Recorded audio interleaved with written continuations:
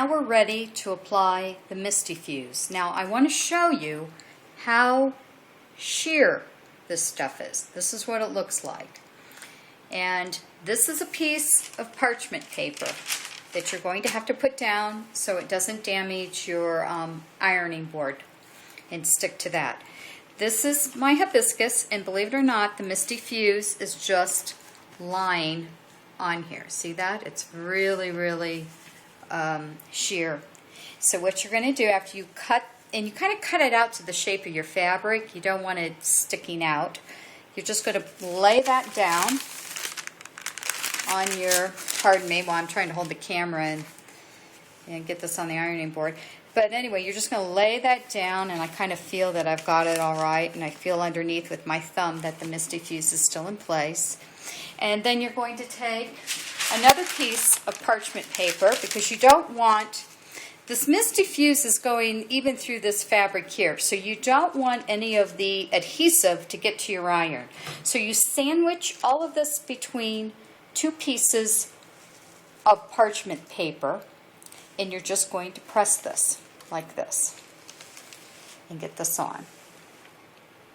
And I really like to give it a good pressing. And by the way, I use a dry iron, and mine says blend, so I'm assuming that's cotton polyester blend.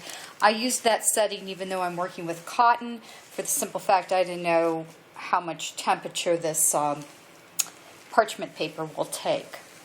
Now remember, your pattern is the freezer paper. What you're seeing right now, this hibiscus flower was cut out of the freezer paper, and the freezer paper, when you put it onto the fabric, the shiny side goes against the fabric, of course. It bonds to the fabric very lightly, but it holds it in place. It's really fabulous.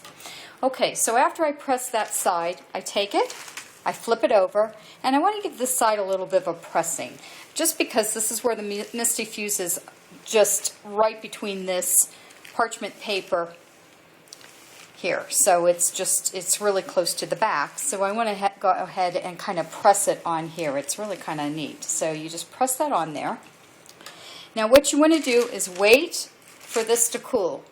When this cools, and you can take the top piece off, by the way, but you know what? Sometimes I just go back and give it one more quick little press. Now what's happening is the bottom piece, where the parchment paper is, your fabric has bonded to it. And I can just lift this little thing here, this little corner. But when this cools, this will just peel right off, and your Mistyfuse will be on the back of your fabric. And you can just keep reusing this parchment, both these pieces of parchment paper, over and over again until you get all of your pieces attached to fabric with your freezer paper, your pattern pieces that you traced out onto this freezer paper.